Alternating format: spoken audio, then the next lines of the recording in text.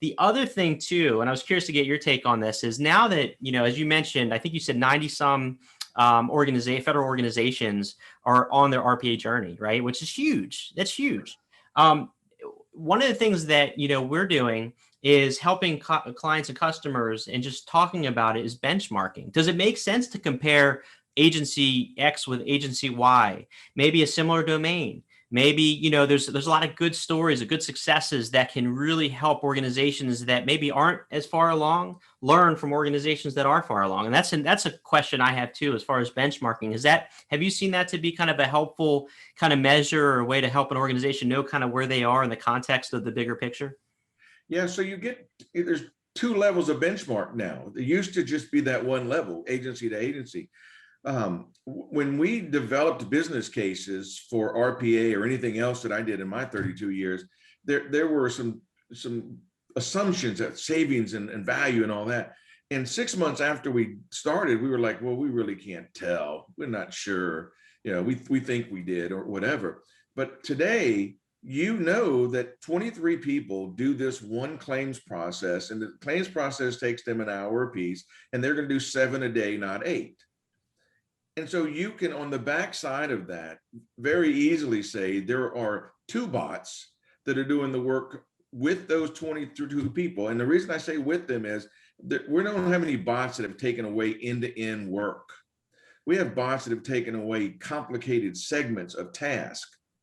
And so these 22 people are now working as if they were 44 people, because they have 2 bots that are pre-clearing things for them. Sure.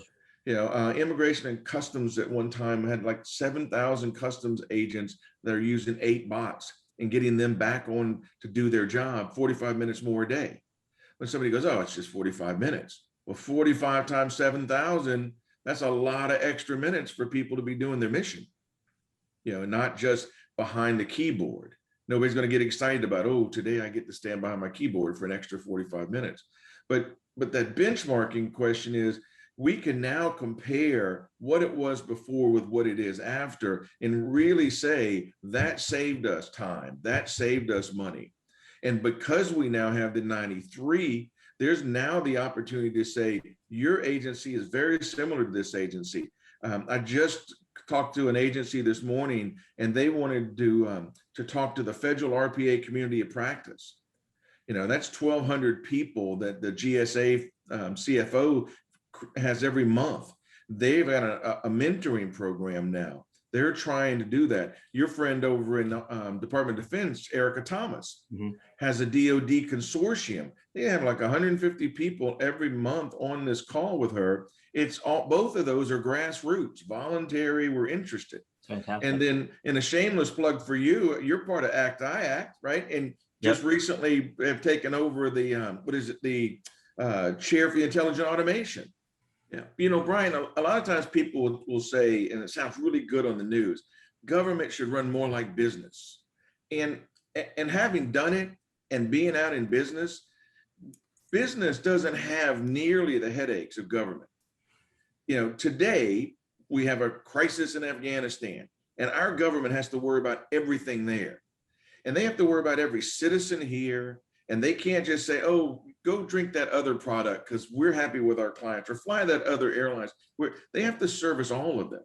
And so I've seen things like cloud that have been around for years, and people say, oh, we got to go to cloud. Everybody to the cloud. And you start looking, it's like, it's partly cloudy at best. Data center migrations. Oh, we got to get all federal data centers closed down and get them into private sector clouds. And then there's still a lot of federal data centers. What I really see fascinating about RPA and automation is that this started about 5 years ago in the federal government, and it has 93 now, and it has 27 states. And there are jobs, if you go do Indeed.com, you'll find some 300 or more jobs in the DC area within 50 miles. And these jobs are $85,000 to $140,000. Yep. And federal agencies are now starting to advertise for RPA developers and RPA designers. And I'm excited that all but one of those so far has been for a UiPath. But it's crazy how fast this is going. And yet it has just tipped its toe in the totality of federal, that it's going to be amazing when we start to see all this automation fully stride.